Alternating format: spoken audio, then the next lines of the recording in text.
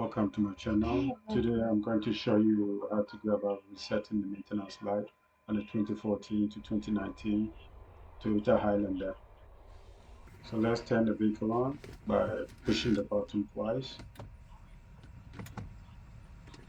and right away we can see the maintenance light on the triangle, and it's telling us maintenance is required. So we push the back button, then scroll to the right to the setting, or you can scroll to the left to the setting.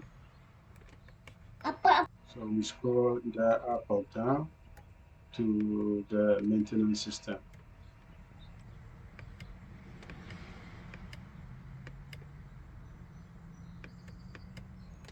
Now we can push the OK button and then accept yes to initialize. And once we do that, the initialization is complete and then the light is also gone.